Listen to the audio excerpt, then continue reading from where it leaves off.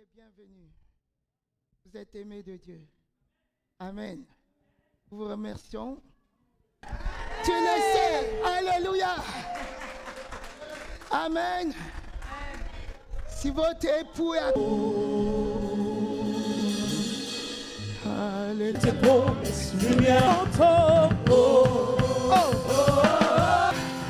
Encore deux chants d'adoration. Amen. Je suis dans la joie. Ma parole reste sur toi. Alléluia, alléluia, alléluia, alléluia, alléluia. Je vous souhaite donc bienvenue à notre culte dominical, marqué par la bénédiction nuptiale du couple Marie et Gislain,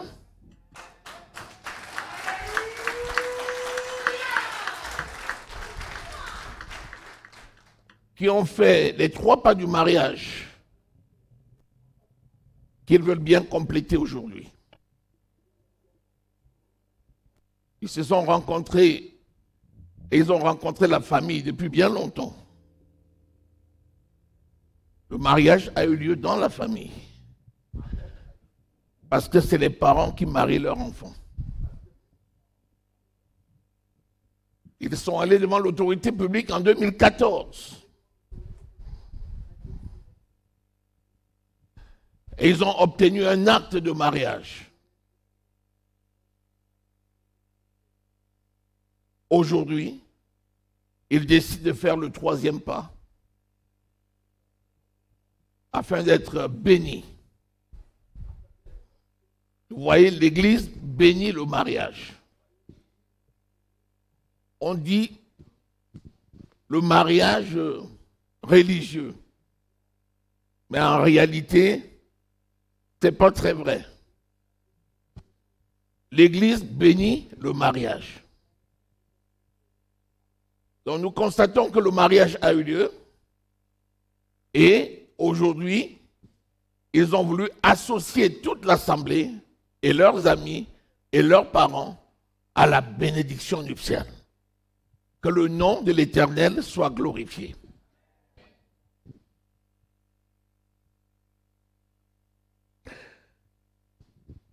La prédication que j'apporte aujourd'hui, c'est la célébration de l'homme. C'est la célébration de cette bénédiction. Elle va prendre toute la place aujourd'hui et nous allons rendre gloire à Dieu pour cela. Parce que c'est la représentation physique de la relation qui lie l'Église à Christ. Donc aujourd'hui, de façon pratique, nous voyons Gislain dans le rôle de Jésus et nous voyons Marie dans le rôle de l'Église. Les exigences qui s'appliquent au mariage sont les mêmes qui s'appliquent à l'Église par rapport à Christ et à Christ par rapport à l'Église. C'est pourquoi aujourd'hui les choses qui autrefois étaient abstraites dans l'esprit des gens deviennent quelque part une réalité parce que nous avons 2 personnes ici qui sont dans le rôle de Jésus et le rôle de l'Église. Le mariage se définit comme l'union éternelle sur cette terre entre l'homme et la femme. Je prends la définition biblique du mariage. Cette union se fait au cours d'un engagement mutuel devant les autorités établies par la parole de Dieu. L'autorité familiale, l'autorité civile et l'autorité religieuse. Ces autorités qui sont établies par Dieu sont les 3 étapes d'autorité qui vont valider un mariage humain sur cette terre. C'est pourquoi, avant de nous rassembler aujourd'hui, je me suis assuré qu'ils ont un acte de mariage. J'ai eu la copie de cet acte qui me donne un droit légal de le bénir parce que la copie de l'acte est authentique.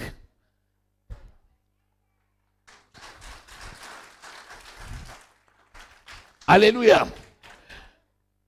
Et nous savons que l'autorité administrative, elle, également célèbre le mariage en tenant compte de l'organisation traditionnelle dans les familles et publie les bancs pour s'assurer qu'il n'y a pas d'obstacle au mariage. Et c'est après la publication des bancs que l'autorité va délivrer un acte dit de mariage qui constate que les deux parties, dans leurs familles respectives, ont accepté le lien du mariage. Et c'est pour cela qu'aujourd'hui, je me réjouis d'être ici, au milieu de vous, pour qu'ensemble nous puissions célébrer cet événement. Le mariage, c'est d'abord, avant tout, une institution. Et qui peut renverser les institutions? Nous sommes en République. Et imaginez-vous les institutions de la République de France. Qui peut s'élever aujourd'hui pour renverser les institutions de la République? Il faut qu'elle passe par le Parlement. Il faut qu'elle passe par les deux chambres. C'est pour dire que, administrativement parlant déjà, lorsque quelque chose est validé, c'est difficile de renverser. Si parmi les hommes, il y a une telle diligence dans le respect de l'institution, imaginez-vous de ce qui concerne l'institution divine. Le mariage est une institution divine. Alléluia. Vous savez, ce n'est pas pour rien que la bénédiction, c'est le troisième pas. Parce qu'avant d'arriver là, il faut franchir les deux autres. Et quand tu arrives au moment de la bénédiction, c'est le moment de faire une scellée divine. Par exemple, les paroles que je vais prononcer aujourd'hui, que vous le vouliez ou non, elles vont arriver. Pourquoi? Parce qu'aujourd'hui, je suis établi par le Seigneur au milieu de son peuple pour libérer des paroles. Et le Saint-Esprit est là pour valider ces paroles. Et comme c'est une bénédiction, c'est donc une occasion de joie et de réjouissance. Donc, il va sortir au milieu de nous des paroles de bénédiction, des paroles prophétiques qui vont arroser non seulement les principaux concernés, mais tous ceux qui sont venus honorer de leur présence ce mariage. Acclamons Jésus-Christ de Nazareth.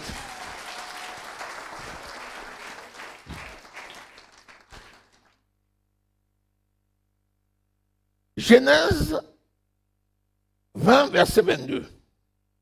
L'Éternel Dieu forma une femme de la côte qu'il avait prise de l'homme et il l'amena vers l'homme.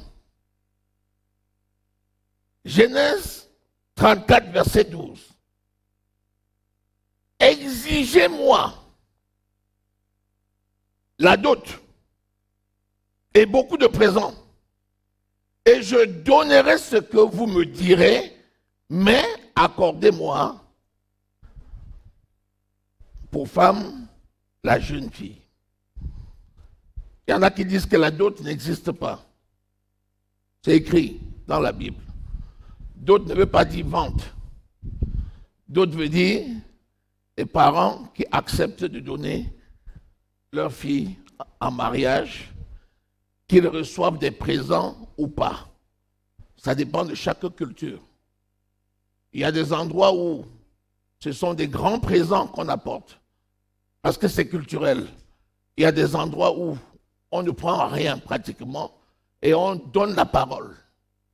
Mais tout ceci a la même valeur aux yeux de Dieu.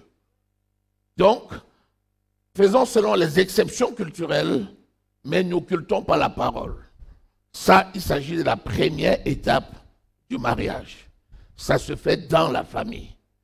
Donc, rencontrer une fille dans la rue, la prendre et la mettre dans la maison, et dire que c'est ta femme, ce n'est pas validé par Dieu. C'est peut-être validé par toi et elle, mais Dieu ne valide pas celui-là. Il faut retourner à ceux par qui Dieu vous a amené au monde, afin qu'eux puissent apporter leur approbation. Ensuite seulement, vous pourrez aller vers l'autorité publique qui va constater le mariage et va vous délivrer un acte. Et vous irez vers l'autorité spirituelle qui va constater l'acte de mariage et va vous délivrer des paroles de bénédiction. La deuxième étape, c'est donc l'autorité publique. C'est le maire, dans la mairie, qui est cette autorité qui va délivrer cet acte de mariage. Et en ce qui concerne Justin et Marie, ça s'est passé à Madagascar le 5 juillet 2014. Le 5 juillet 2014, ils sont allés à la mairie, effectivement, et il leur a été délivré l'acte de mariage, qui est la base sur laquelle nous célébrons cette bénédiction aujourd'hui. Donc cette institution avait été faite avant la chute.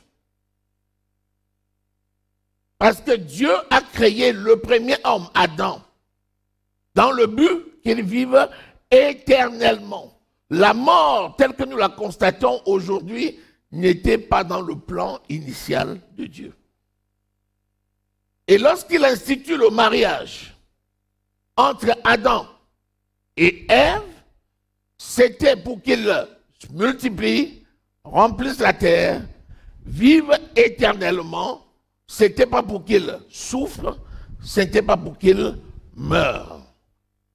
Malheureusement, la désobéissance étant entrée dans le monde, la malédiction, puis la mort, nous avons vu aujourd'hui des gens qui souffrent alors que ce n'était pas le plan initial de Dieu.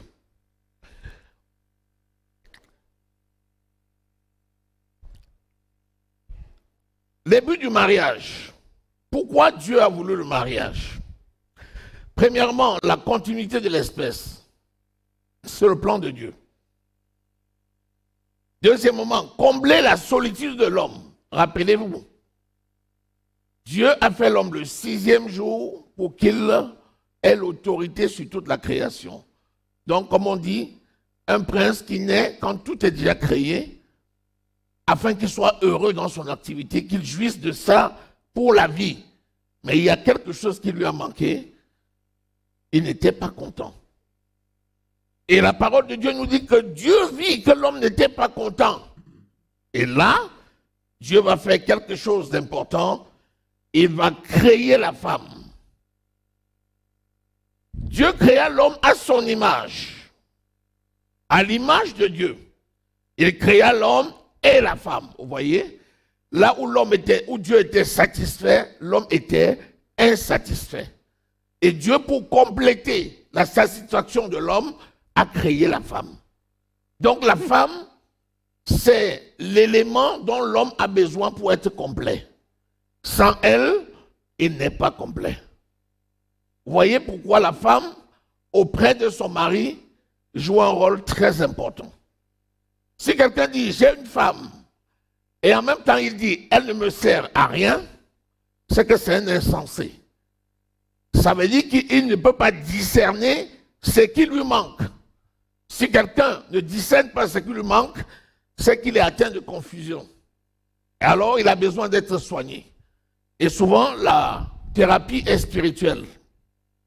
Donc, quand nous voyons un homme qui décide d'épouser une femme, ça veut dire que cet homme a discerné qu'il lui manquait quelque chose. Alors, lorsqu'il va vers cette femme avec le discernement, il comprend donc que sans elle, il n'est pas complet.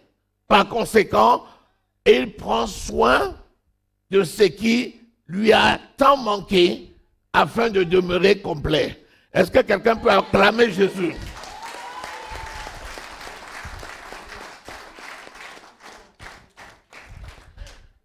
« 1 Corinthiens 11, verset 9. L'homme n'a pas été créé à cause de la femme, mais la femme a été créée à cause de l'homme. » Vous voyez? Donc la femme, c'est le complément de ce qui a manqué à l'homme. Ça veut dire que sans la femme, il est amputé.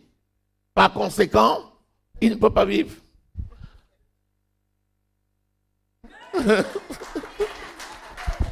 Alléluia.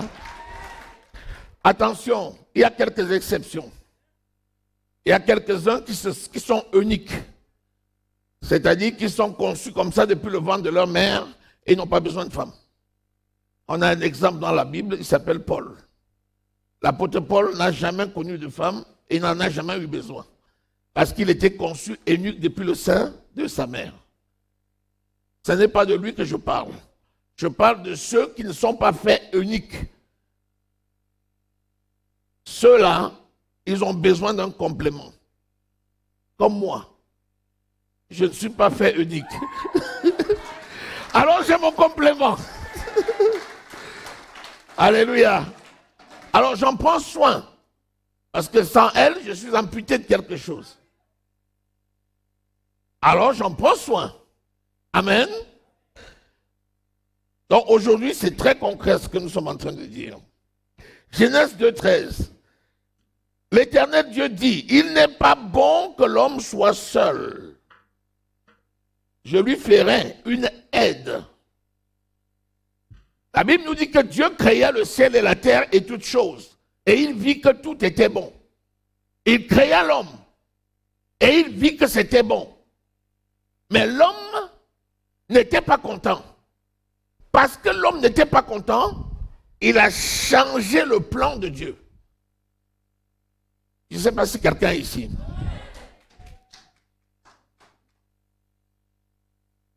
Et Dieu finit par penser comme l'homme.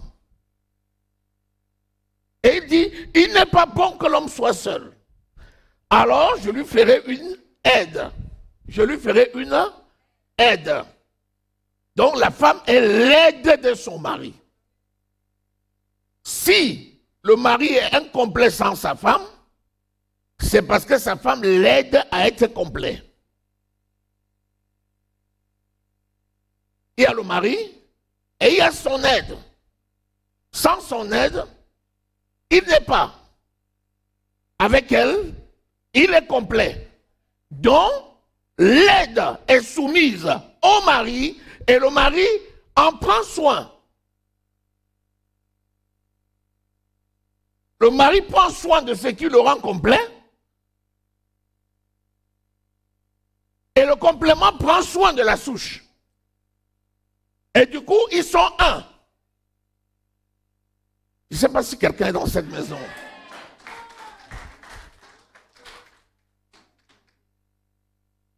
C'est pour ça que l'homme est le chef de la famille. C'est écrit dans ma Bible que l'homme est le chef de la femme.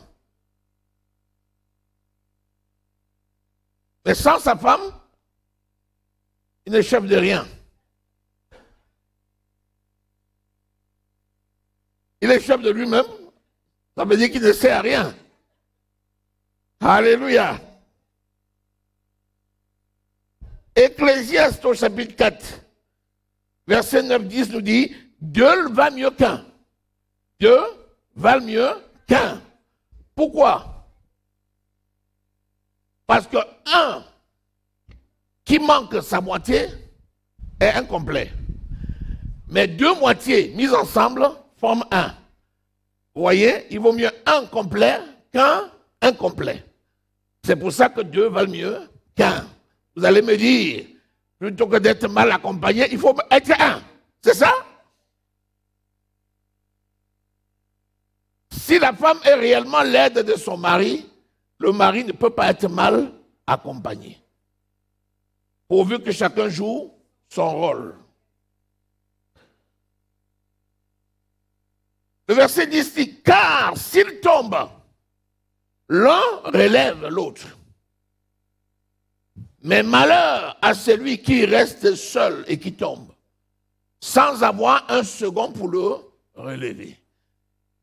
Plutôt que de rester seul et de tomber, il vaut mieux se marier. Et si tu te maries, il faut prendre soin de ta femme et le mari prend soin, la femme prend soin de son mari. Autrement dit, vous serez deux mauvaises moitiés et 2 mauvaises moitiés ne donnent rien. Ça produit la mort. Donc, finalement, dès lors qu'on a compris que seul on ne peut rien, il vaut mieux avoir son complément et rester fidèle l'un à l'autre afin de valoir quelque chose et de demeurer. Vous voyez que c'est une exigence, pas seulement spirituelle, mais même sociale.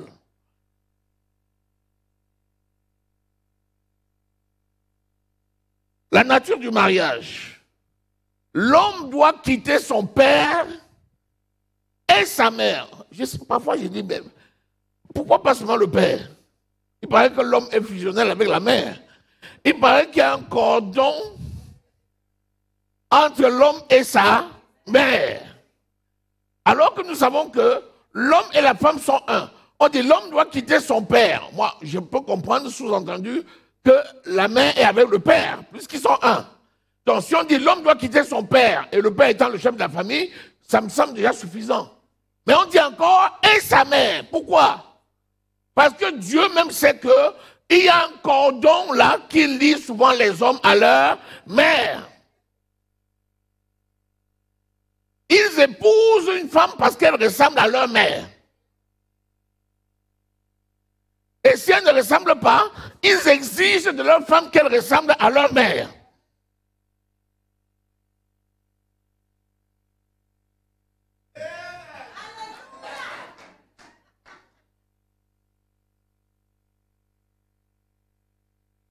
Ce n'est pas possible. Autrement dit, on va créer des chimères.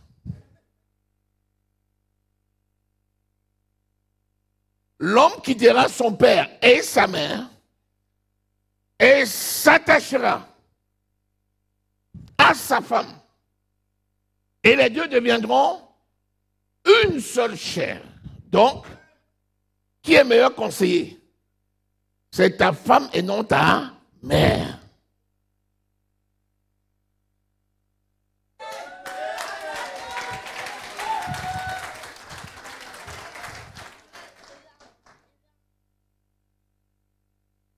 Bien sûr que ta femme et ta mère doivent s'entendre. Bien sûr que toi et ta femme, vous pouvez avoir besoin d'un conseil de la mère. Mais ce conseil-là, il est bienvenu. Plutôt que de laisser la femme aller prendre le conseil de la mère et d'imposer à la femme. Et ça ne marche pas. Donc, si un homme ne se détache pas, quand on dit se détacher, ça ne veut pas dire abandonner.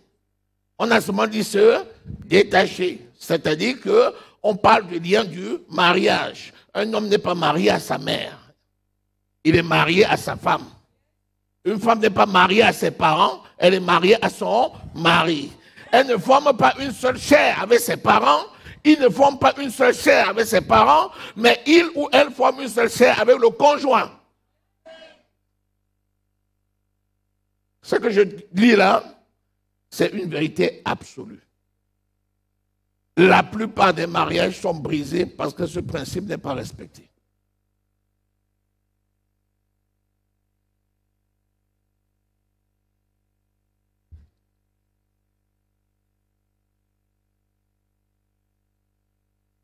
Dans le Nouveau Testament, c'est repris. Jésus lui-même en parle. Les apôtres également en parlent.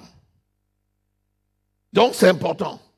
Puisque vous savez que la Bible, c'est une compilation de prophéties. Et il y a tellement de prophéties qu'il est écrit que si on voulait tout écrire, il n'y aurait pas de livre pour contenir. Ça veut dire que chaque chose que vous voyez dans la Bible a une valeur inestimable. Alors si Jésus en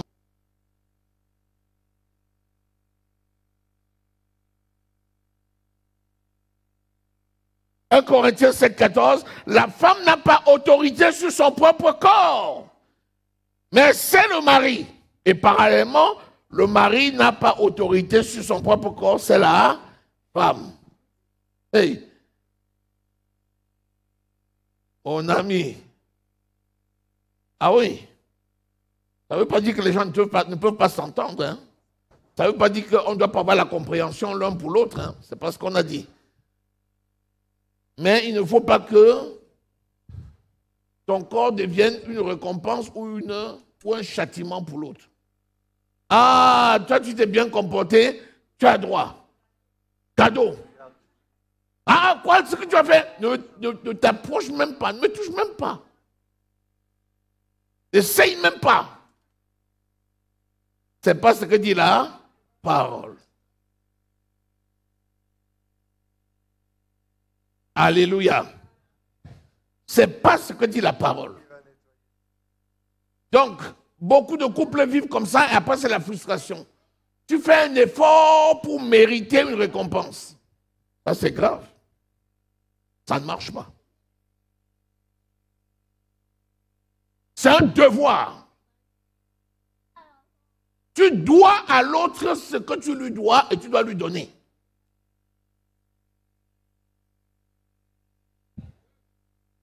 Hein? Ah oui. Tu dois donner à l'autre ce que tu lui dois.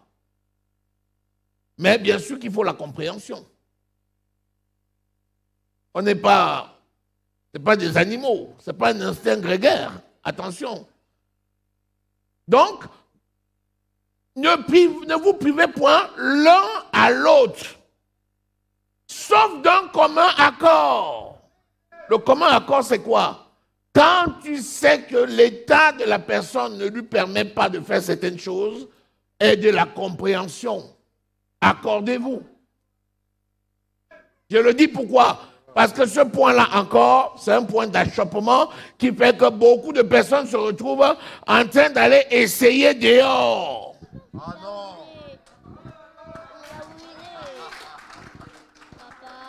Et ça, c'est extrêmement dangereux. Si tu vas dehors, mon ami, le diable va t'attraper. Parce que tu lui donnes un droit légal de te frapper. Le couple est d'autant plus protégé qu'il a bâti son foyer sur le Seigneur. L'Esprit de l'Éternel vous garde et le malin ne vous touche pas. C'est ce qui est écrit.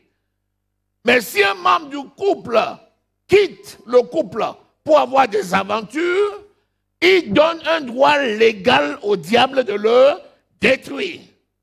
Donc que l'impudicité, l'adultère ne soit même pas cité au milieu de vous.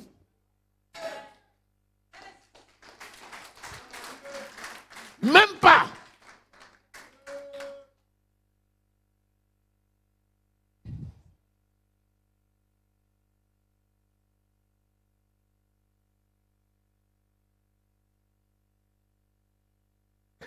Ça veut dire que l'autorité s'exerce dans l'amour. Parce que nous avons parlé de l'autorité et de la responsabilité. Ça s'exerce dans l'amour. La femme n'est pas un paillasson. C'est pas un dépotoir. Toutes les frustrations que tu as amassées dehors, tu ne dois pas venir le déverser sur elle. Le contraire aussi est vrai. Toutes les frustrations que la femme a ramassées à son travail, elle ne doit pas venir le déverser sur son mari. La famille doit être protégée. Les questions qui concernent votre travail respectif, dès lors que ça ne construit pas votre couple, laissez ça au boulot là-bas. Ne venez pas raconter à la maison des conneries du bureau. Ça ne construit personne, ça n'apporte rien. Ça crée une ambiance délétère. Vous jetez ça à la poubelle avant d'entrer à la maison. Je vous parle ainsi de ma propre stratégie. Parce que je ne peux pas vous donner ce que je n'ai pas. Alléluia. La maison n'est pas le lieu où on va venir raconter les choses du bureau.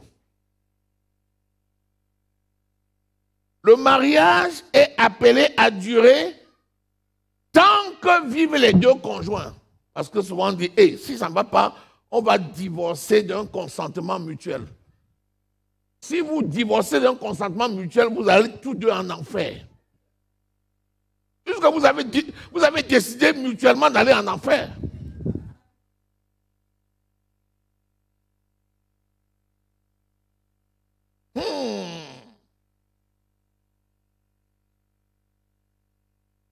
Attention.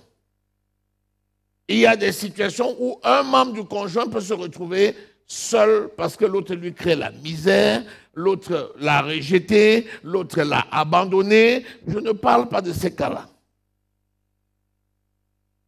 Encore que si tu es rejeté et abandonné, nous avons un support. C'est qui? C'est Jésus. C'est l'ami fidèle. Quand c'est vraiment dur, tu fais comment? Tu t'agrippes chez lui. Donc, on ne se marie pas aujourd'hui pour divorcer demain. J'ai le registre là. Vous allez signer. Mais moi, je n'ai pas le registre des divorces. Hein. Vous m'avez dit, pasteur. Vous m'avez dit, il a fait qu'on avait signé là. Nous, on veut venir signer le registre pour se séparer. Ah, ici, il n'y a pas le registre des divorces. Hein. Quand c'est dur, on fait comment? On prie, on échange, on se pardonne et on avance. Si c'est dur, on se tient la main. Alléluia.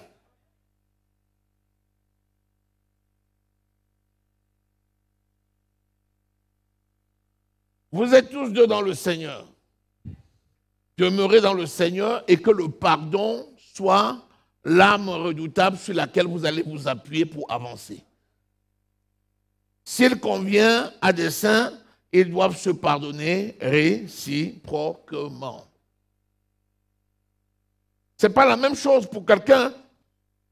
Ils sont deux, ils ne connaissent pas le Seigneur. Et puis il y a l'un qui reçoit le Seigneur et l'autre dit, maintenant que tu vas à ton histoire là, je ne veux plus en entendre parler, à toi de choisir.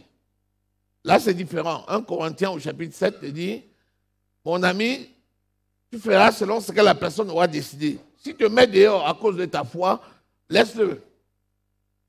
Si tu acceptes, ne le quitte surtout pas. Parce que la bénédiction de l'Éternel ira à lui. Alléluia. Donc sachons que Dieu est pour la paix. Et Dieu veut la paix des foyers.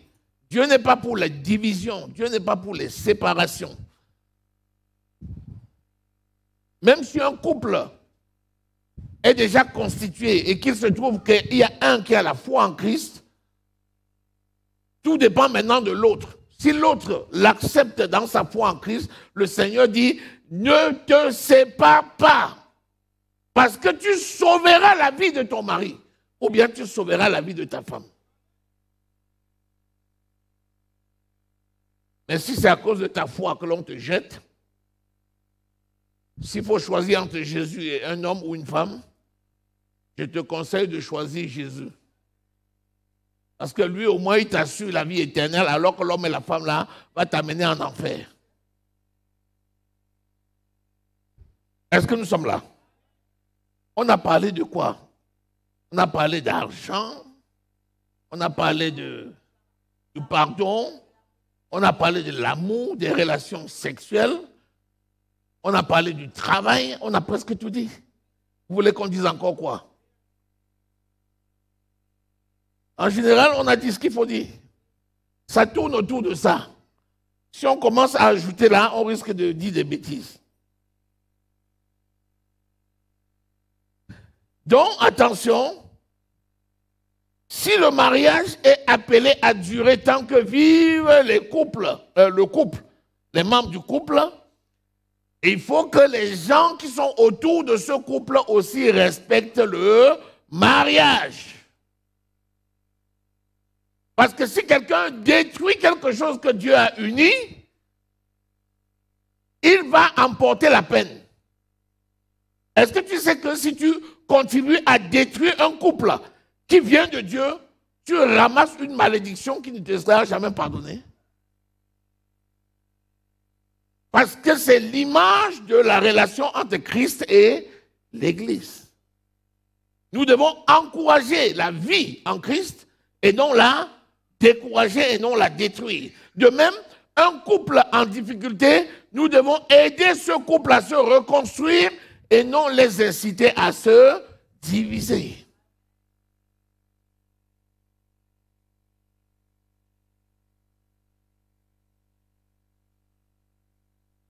Donc la famille a une place importante dans les liens du mariage, puisque nous avons remarqué que tout commence dans la famille.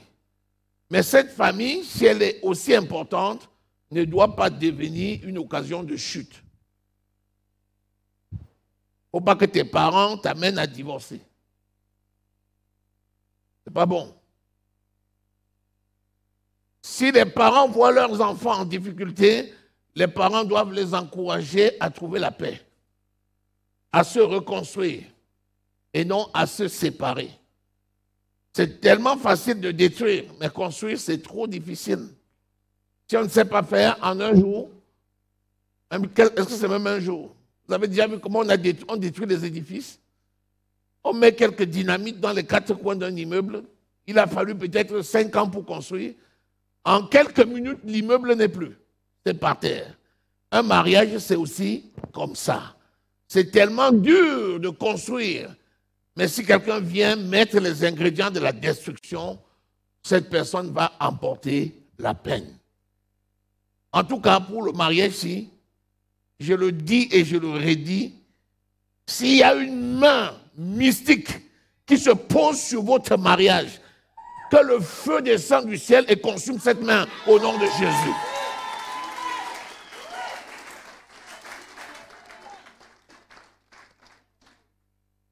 Au moment où je suis en train de dire, là, il y a les braises qui s'apprêtent dans le ciel là, à lâcher le...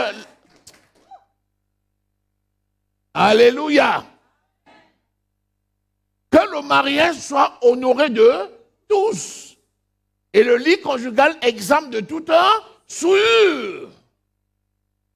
Donc, révisez la qualité de vos fréquentations. Vous fréquentez qui? Vous entendez quoi? Vous voyez quoi? Quelles sont vos images préférées? Vous lisez quoi?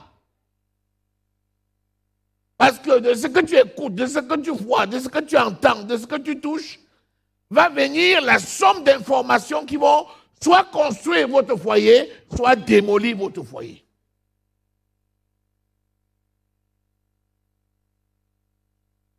Votre mariage est fondé sur Christ. La solution est en Christ. Si devant une difficulté, on vous dit, ah, je connais un homme au village qui peut t'aider. Il faut fuir même 14 fois. Parce que si tu t'en vas fréquenter un médium, tu vas ramasser démon sur démon, et ces démons-là vont venir anéantir votre foyer. Mais la solution, c'est en Jésus. Et je ne connais pas quelque chose au-dessus des forces de Dieu. Il dit, il n'y a aucun problème qui soit au-dessus de vos forces. Parce que je vous donnerai toujours le moyen de vous en sortir. Donc en Christ, nous avons la solution. Galates 1, verset 10 dit, ne cherchez pas les faveurs des hommes. Ne cherchez pas seulement à plaire aux hommes, mais plaisez à Christ. Si quelqu'un est pour toi une occasion de chute, quitte cette personne. Si tu fréquentes quelqu'un, il commence à te parler des choses mauvaises, cesse de fréquenter cette personne. Choisissez vos amis. Les témoins que vous avez autour de vous, ce sont des personnes qui doivent vous encourager. Ce sont des personnes qui sont aussi des ressources. Parce que sur le plan administratif, sur le plan familial, sur le plan social, on prend pour témoin quelqu'un qui a de l'expérience. C'est-à-dire quelqu'un qui est capable de te donner un conseil qui te construise. Donc, devant certaines situations, on peut se retourner vers les témoins pour demander leur avis et leur aide et leur soutien. Mais quelqu'un qui est témoin d'un miracle, parce que le mariage, c'est un mystère. Quelqu'un qui est témoin d'un mystère doit contribuer à tenir ce mystère debout. C'est pour ça que témoin d'un mariage, ce n'est pas juste venir le jour là et dire « Ah tiens, je fais office de témoin et après ça, je ne me souviens même plus que j'étais témoin du mariage. » Non! C'est un accompagnement qui va continuer. Mais Jésus est la référence. C'est sur Jésus que nous nous tenons. C'est le rocher de notre salut. C'est notre délivrance. C'est sur lui que nous nous appuyons. Une maison qui est bâtie sur le roc. Même si la tempête vient, même si l'avalanche de neige vient, la maison va résister.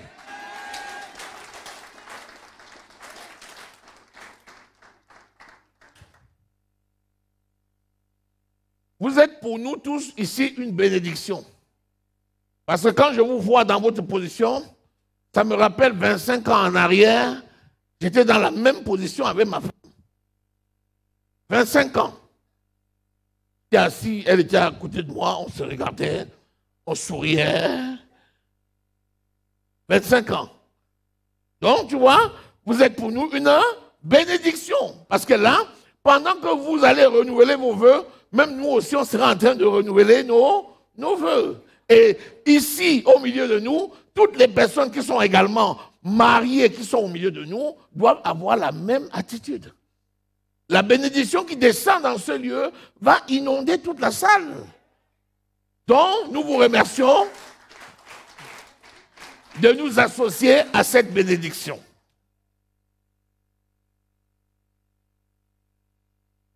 Je pense que je ne serai jamais exhaustif. Parce que si je veux tout dire, peut-être demain après-midi, on sera encore là, à discourir. Pendant ce temps, tout va refroidir. On va s'arrêter là parce que... Voilà. Je pense que l'essentiel de ce que le Saint-Esprit avait prévu pour vous comme message, aujourd'hui, vous l'avez reçu. Le Seigneur continuera à vous instruire. Le Saint-Esprit habite en vous. Il saura vous parler et il saura vous conduire chaque jour dans un succès sans précédent. Je ne doute pas un seul instant, vous connaissons l'engagement que vous avez et l'amour que vous avez pour le Seigneur. Je ne doute pas un seul instant de votre fidélité au Seigneur, afin que par son esprit, qu'il vous conduise jusqu'au bout, au nom de Jésus-Christ. Maintenant, nous allons passer à la déclaration de la foi en Christ. Vous savez, c'est l'opportunité de dire toujours devant l'Assemblée votre foi en Christ qui est la base sur laquelle vous vous appuyez pour vous marier et demander la bénédiction.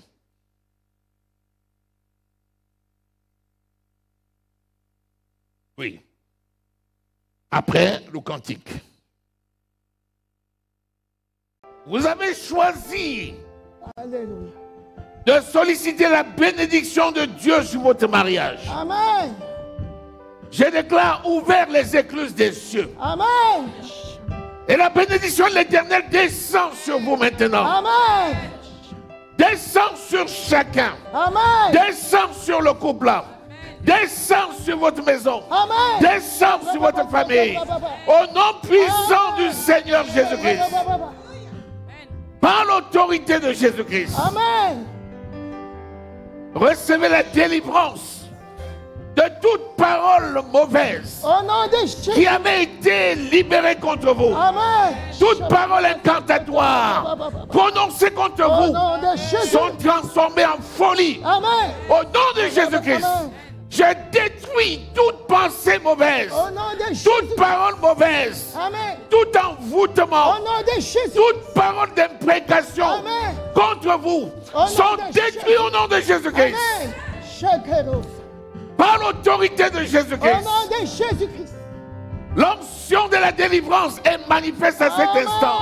Manifeste à cet instant. Amen. Manifeste à cet instant. Amen. Manifeste à cet instant. Amen. Au nom de Jésus-Christ. Amen. La guérison. Toute forme de maladie. Au nom de Jésus. Toute forme de blocage. Amen. Recevez la guérison maintenant. Au nom de Jésus-Christ. Amen. Par l'opération du Saint-Esprit. Amen. Recevez l'onction de la vie. Amen. Et la vie en abondance au nom de Jésus. Amen. La vie dans votre esprit. Amen. La vie dans votre corps. Amen. La vie dans votre famille. Amen. la vie dans vos finances, la vie dans votre profession, la vie à tous égards, au nom puissant de Jésus-Christ. Amen.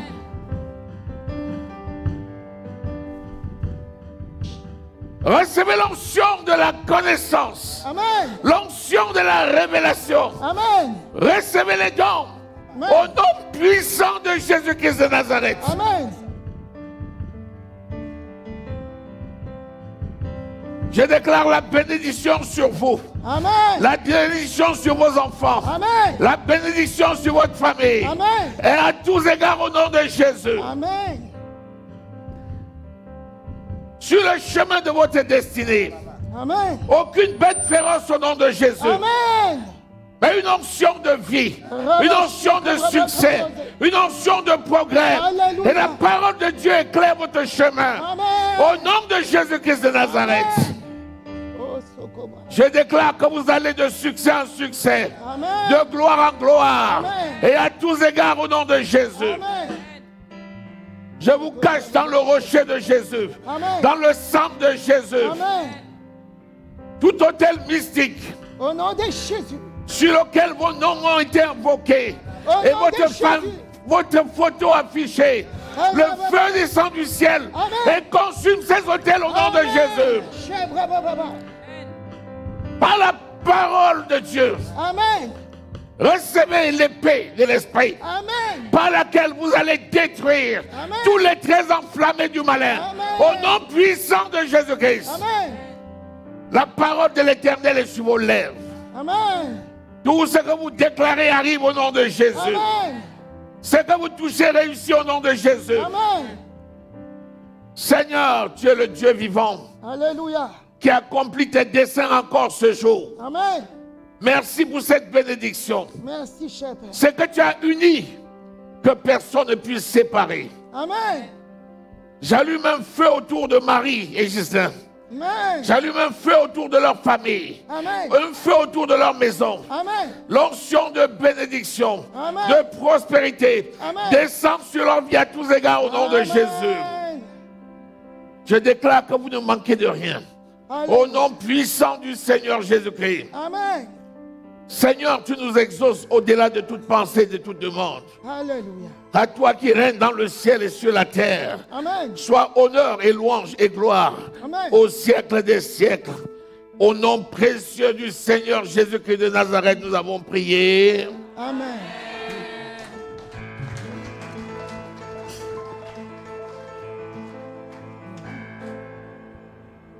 Alléluia.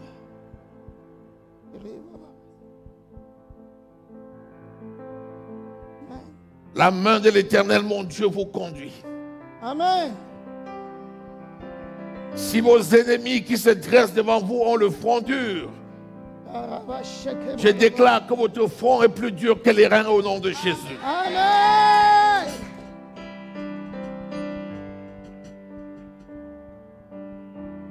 Je scelle cette union qui vient d'en haut du ciel. Et je vous déclare béni dans les liens du mariage. Ce que Dieu a uni, personne ne pourra le séparer. Amen. Au nom de Jésus-Christ de Nazareth. Amen. Acclamons le roi. Et ce gars, Il rayonne sur toi, il t'accorde sa grâce. Ton Dieu se tourne vers toi, te donne paix. Amen. Amen, amen. Amen, amen. Amen, amen. Amen, amen. Amen, amen. Que sa faveur reste sur toi pour plus de 1000 générations, sur ta famille, tes enfants et les enfants. Que sa faveur reste sur toi pour plus de 1000